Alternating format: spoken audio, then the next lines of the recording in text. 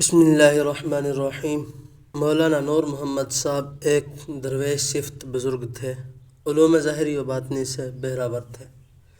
پہلے پہل مسجد قدیمی ماہراں والی محلہ چانڈیا شہر لیا میں درس و تدریس کا فریضہ انجام دیتے تھے۔ آپ درس حدیث، علم فقہ اور تفسیر القرآن کے عالم و فاضل تھے۔ آپ نے ابتدائی تعلیم بستی ردھانہ میں حاصل کی۔ مولانا زند علی اس وقت کے مشہور عالم تھے۔ آپ نے مولانا مولوی زند علی سے حدیث، فقہ اور قرآن پاک کی تعلیم حاصل کی۔ علوم ظاہری حاصل کرنے کے بعد آپ رحمۃ اللہ تعالیٰ علیہ علوم باطنی کے حصول کے لیے ولی کامل حضرت خواجہ اللہ بخش توسوی کی خدمت میں حاضر ہوئے۔ خواجہ اللہ بخش توسوی آپ سے کمال محبت سے پیش آئے۔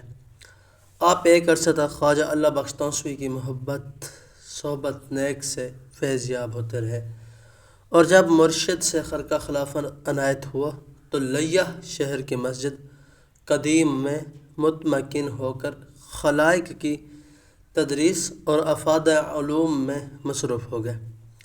آج کل جہاں گورنمنٹ گرلز ہائی اسکول کی عمارت ہے، یہاں ایک ہندو تلوک چند رہا کرتا تھا، جو کہ دولت و جائیداد کے لحاظ سے علاقہ بھر میں ممتاز تھا۔ ہندو مذہب کے پرچار کرانے میں ہر ممکن طریقہ سے ہندوؤں کی مدد کرتا، مسلمانوں اور دین اسلام سے بغض و عناد رکھتا تھا۔ یہاں ایک مندر اور سرائے بیدی بنا رکھی تھی۔ ایک رات مولانا نور محمد کو خواب میں زیارت رسول اللہ صلی اللہ علیہ وسلم ہوئی۔ حکم ملا کہ تلوک چند کے گھر کے سامنے جا کر ڈیرا لگا اور مسلمانوں میں اصلاح کی پوری طرح سے کوشش کرو۔ حضرت مولانا خواب سے بیدار ہوئے۔ صبح ہونے کے بعد مذکورہ جگہ کے مالک کا پتہ کیا۔ اس زمین کا مالک احمد خان سیال تھا۔ آپ رحمۃ اللہ تعالیٰ علیہ احمد خان سیال کے پاس پہنچے اور زمین خریدنے کے لیے بات چیت کی۔ ہندوؤں کو جب یہ معلوم ہوا کہ مولانا نور محمد زمین خرید کر یہاں مسجد بنانا چاہتے ہیں، تو تلوک چند نے یہ زمین خریدنے کے لیے احمد خان سیال کو کئی گنا زیادہ قیمت کہی۔ احمد خان سیال نے زمین مولانا نور محمد کے ہاتھ فروخت کرنے کی بجائے رائے تلوک چند کے ہاتھ بیچنے کو تیار ہو گیا۔ احمد خان سیال ایک رات سویا ہوا تھا کہ اسے خواب میں بشارت ہوئی کہ اگر یہ زمین مولانا نور محمد کو فروخت کرو گے تو جنت کے حقدار ہوگے، اور اگر ہندوؤں کے ہاتھ بیچی تو یہ جگہ کفر کا گڑھ بن جائے گا، جس کا عذاب تمہاری گردن پر ہوگا۔ احمد خان سیال بیدار ہوا تو اسی لمحے رات کے وقت گھوڑے پر سوار ہو کر آپ کی خدمت میں مصروف حاضر ہوا اور زمین بلا قیمت آپ کی خدمت میں پیش کی، لیکن آپ رحمۃ اللہ تعالیٰ علیہ نے یہ زمین مفت لینے سے انکار کر دیا۔ احمد خان سیال کو رائج الوقت قیمت ادا کر کے زمین خرید لی۔ یہاں آپ نے ایک مسجد بنیاد رکھی جو کہ آج جامع مسجد کہلاتی ہے۔ اپنی رہائش کے لیے مکانات کی جگہ تجویز کی۔ مسجد اور مکانات کی تعمیر کے لیے پختہ اینٹوں کی ضرورت تھی۔ لیا میں اس وقت ایک ہندو نے بھٹا لگا رکھا تھا۔ اینٹوں کی فراہمی کے لیے اس سے بات کی۔ مولانا نے کچھ رقم نقد تو ادا کر دی، لیکن کچھ دنوں کے بعد جب کہ تعمیر کا کام شروع تھا، بھٹا سے اینٹیں آتی رہیں۔ اسی دوران اینٹوں کی کافی رقم مولانا نور محمد کے نام ادھار ہو گئی۔ ہندو تو یہ چاہتے تھے کہ کسی طرح یہ مسجد تعمیر نہ ہونے پائے۔ بہت سے ہندوؤں نے مالک بھٹا سے کہا کہ تم مولانا نور محمد کو اینٹیں دے دو، یہ غریب آدمی ہے، اس کے پاس رقم کہاں سے آئے گی جو تمہاری رقم ادا کرے گا۔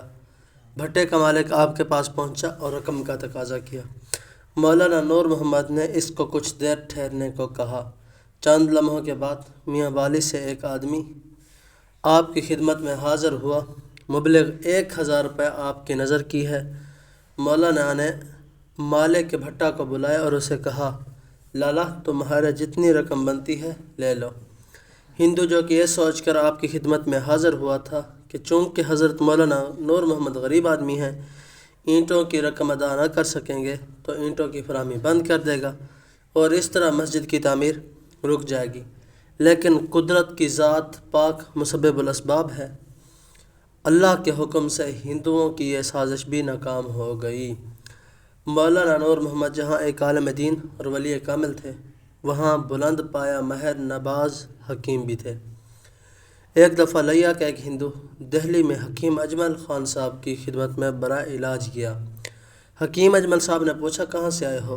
ہندو مریض نے جواب دیا لیا سے۔ حکیم صاحب نے پوچھا کہ لیا میں حکیم نور محمد صاحب رہتے تھے، کیا وہ وفات پا چکے ہیں؟ ہندو بولا نہیں، وہ تاحال زندہ ہیں۔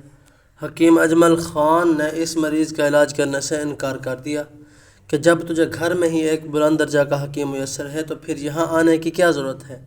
وہ ہندو آپ رحمۃ اللہ تعالیٰ علیہ کی خدمت میں حاضر ہوا اور علاج کرا کر شفا یاب ہو گیا۔ رائے تلوک چند کے خاندان میں ایک نوجوان ٹی بی کی مرض میں مبتلا تھا۔ برطانیہ کے ڈاکٹر نے بھی لا علاج قرار دے دیا تھا۔ رائے تلاک چند نے ان کو لیا بلایا۔ وہ لوگ امرتسر سے لیا آئے۔ مولانا حکیم نور محمد نے علاج کے لیے اس مریض کی نبض دیکھی، ایک کاغذ پر چند ادویات دیسی لکھی اور مریض کے لواحقین سے کہا کہ 3 دن یہ نسخہ استعمال کریں، پھر مریض کو آ کر دکھائیں۔ بجائے اس کے کہ وہ بازار سے نسخہ کے مطابق ادویات خریدتے ہیں، انہوں نے نسخہ والے کاغذ کا گھونٹ کر مریض کو پلانا شروع کر دیا۔ قدرت خداوندی سے وہی مریض جو کہ بیماری کی وجہ سے کمزور تھا، اٹھ نہیں سکتا تھا، تیسرے دن خود بخود چل کر آپ کی خدمت میں حاضر ہوا۔ آپ نے مریض کو دیکھ کر کہا میں نے تو جو نسخہ پہلے لکھ کر دیا تھا ابھی وہی مزید بنوا کر جاری رکھا جائے۔ مریض کے والد نے کہا ہم نے ادویات بازار سے خریدنے کی بجائے نسخے والے کاغذ کو طویل سمجھ کر گھونٹ کر پلا دیا ہے۔ آپ نے ان سے فرمایا یہ تو رب تعالیٰ کی ذات نے لاج رکھ لی، ورنہ فقیروں کو اس طرح آزمایا نہیں جاتا۔ یہ تھا دوستو نور محمد کا واقعہ۔